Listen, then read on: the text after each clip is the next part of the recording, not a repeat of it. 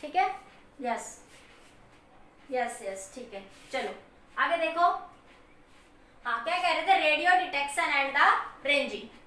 ठीक है, हाँ सुनिए। तो क्या कह रहे हैं वो, जैसे आपने यहां से सिग्नल को सेंड करा तो एरोप्लेन से सिग्नल टकराएगा बच्चों और वापस आएगा। तो आने और जाने में उसने डिस्टेंस डी को कवर करा बच्चों। तो अब निकालेंगे, कैसे निकालेगा, मेथड वही है लेजर वाला ही, कि 2d बराबर स्पीड इंटू टाइम। तो डिस्टेंस क्या हो जाएगा, speed into time divide by 2। तो आपके पास एरोप्लेन किस पोजीशन पे है, किस हाइट पे है, किस डिस्टेंस पे है आपसे, तो आप फाइंड आउट कर सकते हैं। ठीक है, तो क्या करता है, रडार से सिग्नल को भेजते हैं, एरोप्लेन से टकराएगा, वो वापस आएगा, तो आप डिस्टेंस निकाल सकते हैं। ठीक है, हाँ सबका फॉर्मूला सेम ही है, मेथड अलग अलग है कि आप सिग्नल को भेज किस तरीके से रखे हो। आप लेजर लाइट भेज रहे हो, आप light signal radio wave radar से भेज रहे हो, तो वो सब उस पर डिपेंड करता है आपका। ठीक है, नोट करिए इसका जल्दी से। एक होता है बच्चों सोनार, एक होता है सोनार। सोनार किस लिए यूज होता है बच्चों, जैसे समुद्र में जो पानी होता है ना, सोनार, सोनार किसके लिए यूज होता है, sonar sound navigation, navigation and ranging, sound navigation and ranging. ठीक है, सोनार किस, इसका मतलब होता है साउंड नेविगेशन एंड रेंजिंग। जैसे जो समुद्र के अंदर पनडुब्बी होते हैं ना बेटा, जो समुद्र है, समुद्र के अंदर पनडुब्बी चलती है आपके पास, तो आपको समुद्र के अंदर पता करना है कि पनडुब्बी कहाँ पे है। ठीक है, तो बाहर से सिग्नल को सेंड करेंगे, सिग्नल अंदर जाएगा समुद्र के अंदर, पनडुब्बी से टकराएगा, पनडुब्बी से क्या करेगा, वो टकराएगा और फिर वापस रिफ्लेक्ट हो जाएगा। देखो हमने क्या करा, सिग्नल को भेजा यहां से पनडुब्बी के पास, सिग्नल गया और पनडुब्बी से टकराया। जो अरे समुद्र के अंदर जो चलती है उसे क्या बोलते हैं, पनडुब्बी बोलते हैं ना बेटा। हाँ, तो टकराया और वो वापस क्या हो जाएगा बच्चों, रिफ्लेक्ट हो जाएगा आपका। ठीक है, तो उसके लिए वही है कि डिस्टेंस क्या हो जाएगी, स्पीड इंटू टाइम, और आने जाने में डिस्टेंस डबल हो गई, तरीका सेम है, बस वो अलग अलग सिचुएशन के लिए अलग अलग डिवाइसेस यूज करते हैं। सब मैरिन, हाँ बिल्कुल बेटा, बिल्कुल, हाँ भाई, वो अलग अलग सिचुएशन के लिए अलग अलग तरीके यूज करते हैं हम लोग। ठीक है, मेथड सबका वही है कि इक्को ही हो रहा है एक तरीके से, जैसे लाइट आई टकरा के रिफ्लेक्शन ही हो रहा है ना आपके पास। साउंड के केस में उसको इक्को बोल देते हैं कि जब आपने बोला वो टकरा के आवाज वापिस हो गई। ठीक है, अब देखो आगे देखो, नेक्स्ट मोस्ट इंपोर्टेंट टॉपिक आपका, ये तो सिर्फ बेसिक सी बातें थी आपकी। आज का टॉपिक आपका इनडायरेक्ट मेथड नेक्स्ट आता है for measuring the small distance. ये तो आपके डायरेक्ट मेथड थे बच्चों, जो लास्ट इनडायरेक्ट मेथड थे ये वाले आपके लेजर, सोनार, रेडार, पैरेलैक्स मेथड। ठीक है, आपने हाइट ऑफ टावर निकाला, आपने हाइट ऑफ माउंटेन निकाला, ये सब बच्चों आपके इनडायरेक्ट मेथड थे बेटा। ये सब क्या थे आपके indirect method for measuring the long distances, large distances. तो ये आपने यूज करे बच्चों फॉर लार्ज डिस्टेंसेस को मेजर करने के लिए।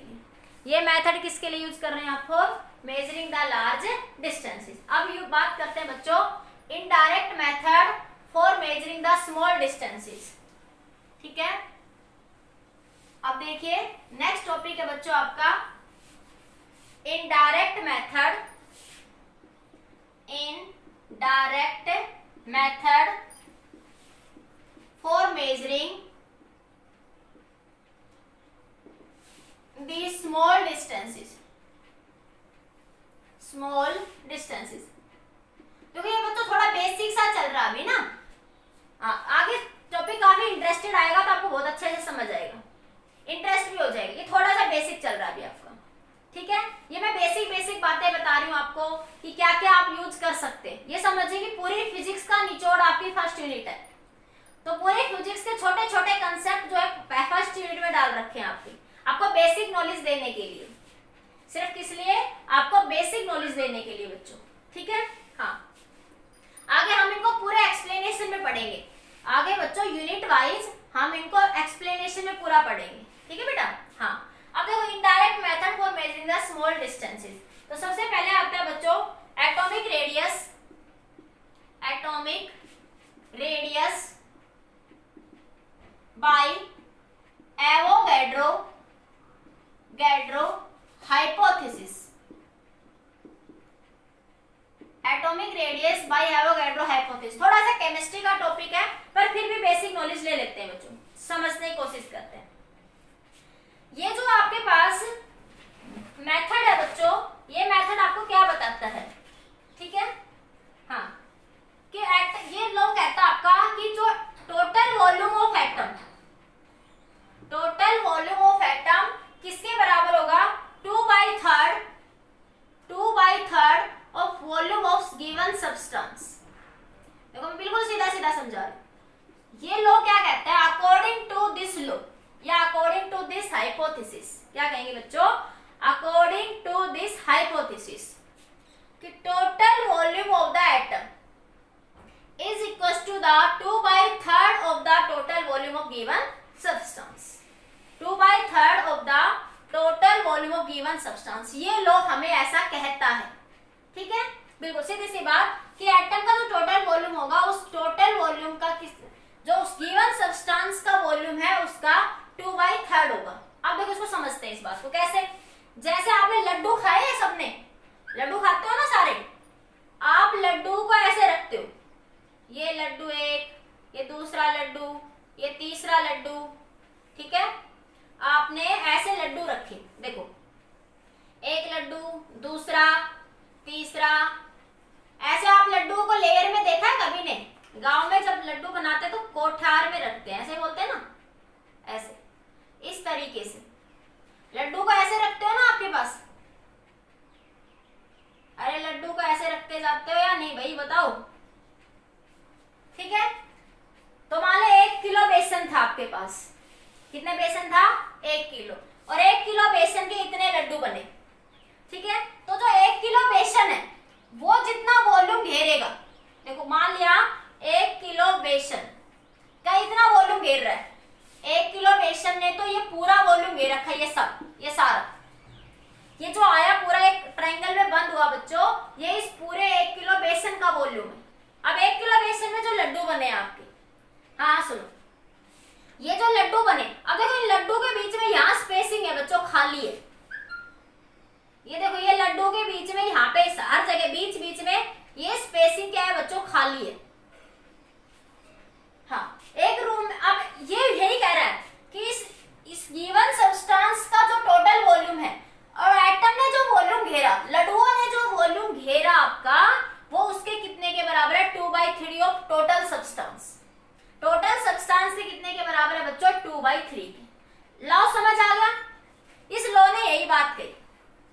जैसे और एक एग्जांपल देती हूँ, जैसे आपके पास आपने क्या कहा, गुब्बारा है, गुब्बारे को बिना खुला गुब्बारा तो वॉल्यूम थोड़ा घेरेगा, और उसको फुला दोगे तो वॉल्यूम ज्यादा हो जाएगा, उसका वॉल्यूम क्या हो जाएगा, ज्यादा, और एक्चुअल में उसका वॉल्यूम कम है गिवन सब्सटेंस के लिए। तो वो वही कह रहा है इसी बात को। हाँ हाँ सुनो, कि ये लड्डुओं ने जो टोटल वॉल्यूम घेरा वो गिवन सब्सटेंस के वॉल्यूम का कितना है, 2/3। कितना है बच्चों, 2/3। कंसेप्ट समझ आ गया सबको बच्चों, एक बार बताइए। हाँ क्लियर सभी बच्चों को। अब मैं इसको सोल्व करती हूँ। ये इससे वैसे देखो बच्चों इसको पढ़ते नहीं है बहुत सारे बच्चे, टीचर्स भी कई बार नहीं पढ़ाते, लेकिन आईआईटी में एक बार क्वेश्चन पूछा हुआ है इससे, और नीट में भी एक बार बेसिक में क्वेश्चन आया था एम्स के अंदर। इस टॉपिक से नीट और एम्स दोनों में क्वेश्चन आया था आपका। हाँ अब देखिए कैसे, अब इसका फॉर्मूला निकालते हैं बच्चों। कैसे निकालेंगे, मान लिया टोटल सब्सटेंस, हाँ total, let total mass of the substance, mass of the substance, total mass of the substance कितना मान लिया बच्चों, m मान लिया, ठीक है। Total mass of the substance कितना मान लिया आपने, m मान लिया, और टोटल मास में नंबर ऑफ एटम कितने हैं बच्चों, m है। टोटल मास में नंबर ऑफ एटम कितने हैं बच्चों, m है। तो मैं क्या होंगी, एन एटम का मास कितना है बच्चों, एन एटम मास कितना हो गया, m हो गया। एन एटम का मास कितना हो जाएगा आपके पास, m हो जाएगा। ठीक है, तो यूनिट एटम का मास कितना हो जाएगा आपके पास, m/m हो जाएगा। एक बार इतना लिखो, फिर बात करते हैं। एक बार लिखिए जल्दी, इतना लिखो, फिर मैं एक बार इसको हटाती हूँ, फिर लिखती हूँ, आएगा नहीं, फिर दिखेगा नहीं आपको नीचे। इतना लिखिए जल्दी से।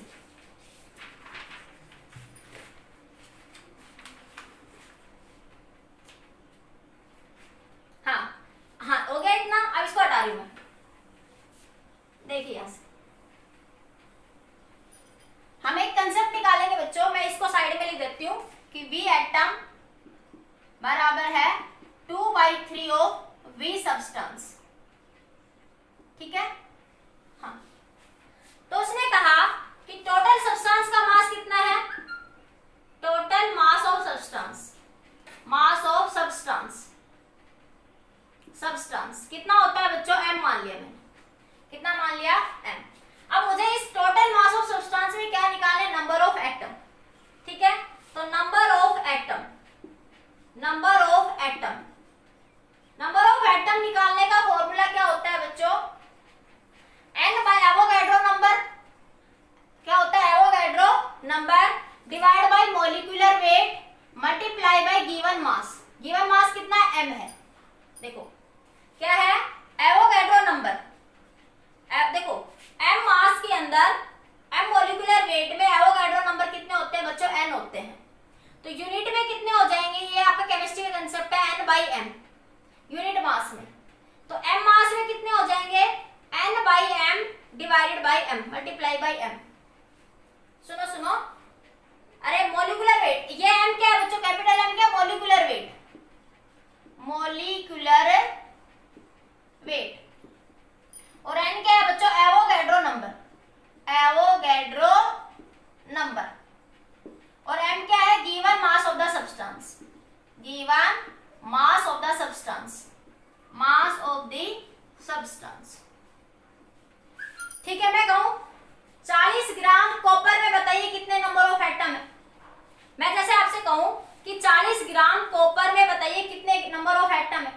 जैसे मैं एक एग्जांपल लेती हूं, देखो मैंने कहा जैसे 40 ग्राम कॉपर है, उसमें कह रहे हो बच्चों बताओ नंबर ऑफ एटम कितने होंगे। तो आप कैसे निकालोगे, Avogadro number divide by molecular weight of copper. Copper का मॉलिक्यूलर वेट मान लिया मैंने 63 होता है लगभग। ठीक है, अरे लिखते हो ना, जैसे आप सोडियम को लिखते हो Na1122, तो एटॉमिक वेट कितना हो गया, लगभग 22 सोडियम का। जैसे मैं सोडियम में ले लूं एग्जांपल, सोडियम सबको याद है। ठीक है, कितने मास में निकालना है, 40 ग्राम में। तो 40 से क्या कर दोगे, मल्टीप्लाई। समझते हो ना ये केमिस्ट्री में आप सब। हाँ, तो नंबर ऑफ एटम कैसे निकालो, ये इतना समझ आया बताओ। तो ये नंबर ऑफ एटम निकालने का कंसेप्ट होता है बच्चों कि Avogadro number divide by molecular weight multiply by mass. Chemistry में शायद बेसिक में कल परसों ही सर ने सब समझाया था। अरे m, ये आपके पास मॉलिक्यूलर वेट जो बात करते हैं m, टोटल मास, उसके अंदर बच्चों ये एवोगैड्रो नंबर होते हैं। एक एवोगैड्रो नंबर की वैल्यू होती है बच्चों एक एटम के लिए 0.63 × 10⁻23। मतलब इतने नंबर ऑफ एटम होते हैं उसके अंदर। इतने नंबर ऑफ एटम क्या करते हैं, लाई करते हैं। हाँ हाँ, ठीक है, यस। तो यूनिट के लिए कितना हो जाएगा, 1 ग्राम के लिए कितना हो जाएगा, n/m। आपको कितने के लिए चाहिए, m ग्राम करिए। अरे 10 पेन का मूल्य इतना है बच्चों, तो 1 पेन का मूल्य इतना हो जाएगा। आपको कितने पेन का मूल्य चाहिए, 5 पेन का, तो 5 से क्या करते हैं, मल्टीप्लाई। अब पेन की बजाय यहाँ मैं मास की बात कर रही हूँ, पेन की बजाय मैं किसकी बात कर रही हूँ बच्चों, मास की बात करती हूँ। ठीक है, कितने मॉलिक्यूलर वेट में आपके इतने नंबर ऑफ एटम है, एवोगैड्रो नंबर होते केमिस्ट्री में, ये फाइन निकाला हुआ है बच्चों ये। ठीक है, तो एक यूनिट में कितना हो जाएगा, n/m, 1 ग्राम में। ठीक है, तो m ग्राम में कितना हो जाएगा, m से क्या कर दो, मल्टीप्लाई। ठीक है, समझ आ गया। हाँ, अब देखिए तो नंबर बताइए, आप समझ आया सबको ये कंसेप्ट या नहीं आया बेटा, एक बार रिस्पॉन्स दीजिए। एक बार बताइए ये नंबर ऑफ एटम कैसे निकालते, समझ आ गया।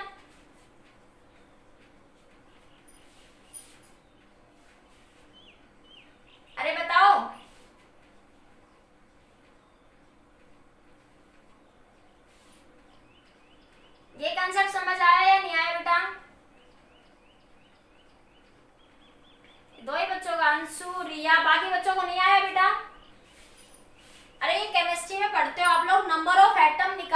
ऐसे हैं। हाँ, Avogadro number divide by molecular weight multiply by m, mass, given mass जिसमें आपको निकालना है, जिसमें आपको बच्चों निकालना है। यस, ठीक है, क्लियर इतना सबको? हाँ, अब सुनो। हाँ, तो देखो ये नंबर ऑफ एटम आ गए। अगर मैं बात करूं 1 ग्राम सब्सटेंस के लिए, मैं बात करूं for 1 gram substance, 1 gram substance, 1 gram substance के लिए क्या कहोगे बच्चों? एम की वैल्यू 1 हो जाएगी। 1 ग्राम सब्सटेंस के लिए एम की वैल्यू क्या हो जाएगी आपकी? 1 हो जाएगी। ठीक है, हाँ, याद रखना इस बात को। बुक में 1 ग्राम से दे रखा है इसलिए बता रही हूँ आप सबको मैं। हाँ, तो अब बात करें volume of the atom, volume of the atom. तो देखो बेटो, एक एटम का वॉल्यूम कितना होता है बच्चों? 4/3। एक एटम का वॉल्यूम कितना होता है? एक एटम वॉल्यूम, एक एटम वॉल्यूम कितना होता है बच्चों? स्फेरिकल फॉर्म में होता है 4/3 पाई आर क्यूब। एक एटम का वॉल्यूम कितना है बच्चों? 4/3 पाई आर क्यूब। ठीक है, आपको कितने एटम के लिए निकालना है? ये नंबर ऑफ एटम कितने हैं भाई? एक एटम का वॉल्यूम बच्चों इतना है, एक पेन का मूल्य इतना है, आपको इतने एटम के लिए निकालना है, तो उसको इससे क्या कर दोगे? मल्टीप्लाई। ठीक है, तो टोटल वॉल्यूम ऑफ एटम कितना हो जाएगा? n/m, n/m into m multiply by 4/3 pi r cube. ठीक है, आर क्यूब। तो वॉल्यूम ऑफ एटम कितना आया? n/m, m 4/3 pi r cube. अरे देखो फिर से बताती हूँ। अरे एक एटम का वॉल्यूम, अरे एटम किस फॉर्म में होगा? जनरली स्फेरिकल फॉर्म में होता है बच्चों, तो उसका वॉल्यूम कितना होगा? 4/3 पाई आर क्यूब। तो एक का वॉल्यूम बच्चों इतना है, आपको कितने का चाहिए? इतने एटम का volume. Total number of atom इस गिवन सब्सटेंस में यही है ना। मानिए टोटल नंबर ऑफ एटम 50 है, तो 50 से इसको क्या कर दोगे? मल्टीप्लाई। तो टोटल वॉल्यूम, एक लड्डू का वॉल्यूम इतना है। देखो ये एक लड्डू का वॉल्यूम है, और आपके रूम में 50 लड्डू लगे हुए हैं बच्चों। ये एक लड्डू का वॉल्यूम है, आपके रूम में 50 लड्डू के लगे हुए हैं, तो 50 से क्या कर दोगे? इसको मल्टीप्लाई। 50 से क्या कर दोगे बेटा आप? मल्टीप्लाई। अब देखो एक लड्डू, अब एक एटम का वॉल्यूम इतना है, आपके पास नंबर ऑफ एटम कितने बच्चों? n/m in general into m, तो n/m इंटू m से क्या कर दिया? मल्टीप्लाई। बताओ ये बात क्लियर सबको? ये वॉल्यूम ऑफ एटम आ गया बेटा? अरे आ गया या नहीं आ गया? हाँ, ठीक है। अरे एक बार रिस्पॉन्स दो, ये बात क्लियर होगी या सबको नहीं, या फिर से बताऊं भाई? सभी रिस्पॉन्स दिया करो, ऐसे फिर ये लगता है पता नहीं किसी को आया नहीं आया। जल्दी बताओ बेटा एक बार फटाफट, सभी बच्चे जल्दी से दो। ये एक लड्डू का वॉल्यूम है, तुम्हारे पास जो लगे हुए हैं 50 लड्डू बने उस सब्सटेंस में, तो 50 से क्या कर दोगे? मल्टीप्लाई कर दोगे बेटा। आपने लड्डू का काम कौन कर रहा है? एटम। और नंबर ऑफ एटम कितने? n/m into m। Clear? Avantika, Riya, Paras, Paras कहाँ है? पारस, पार्थ, यस्सिका, यस्सिका कहाँ गई? अवंतिका, अवंतिका, आर्यन, चिन्मय, दैविक, रितिका। क्लियर? चलो दैविक चला गया। अब देखो यहां से आगे, देखो यहाँ पे, अब यहाँ पे देखिए बीच बीच में क्लास छोड़ के मत जाओ। देखो ध्यान से आगे, तो देखो नंबर ऑफ एटम कितने आ गए? ये आ गया आपके पास। क्लियर? अब देखो, अब आपके पास क्या था? ये रूल देखो ये। हाँ, तो V एटम किसके बराबर है? 2/3 of given substance. Given substance का वॉल्यूम क्या होता है? वॉल्यूम क्या होता है बच्चों? मास अपॉन डेंसिटी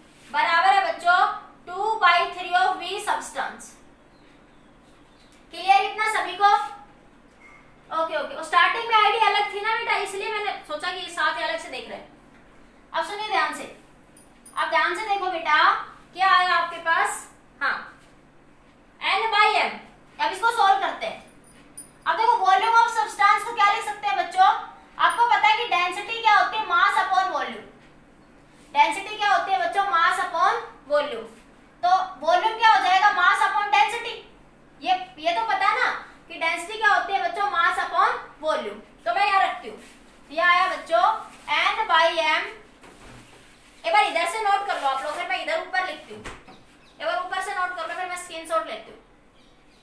हाँ नोट कर लो, इधर आएगा नहीं, काफी बड़ा एक्सप्रेशन बन जाएगा, आ जाएगा। n/m लिखती हूँ, चलो m 4/3 पाई r क्यूब बराबर 2/3, और सब्सटेंस का वॉल्यूम क्या है बच्चों, ये मास इंटू डेंसिटी m/ρ बच्चों, क्लियर। हाँ अब मैं इसको इधर से हटा रही हूँ, तो मेरे पास क्या आया बेटा यहां से n/m m 4/3 पाई r क्यूब 2/3 m/ρ। m से m कैंसिल, 3 से 3 कैंसिल, ठीक है। तो अब बाकी सब उधर ले जाओ, तो आपके पास r क्यूब को इधर रख लो, तो 2/ρ, ये m उधर चला जाएगा, n नीचे आ जाएगा, और ये 4 भी नीचे आ जाएगा, ठीक है। तो r क्यूब 2 से 2 बच्चों कैंसिल, क्या आया m में 2πn ρ। तो r किसके बराबर आ गया,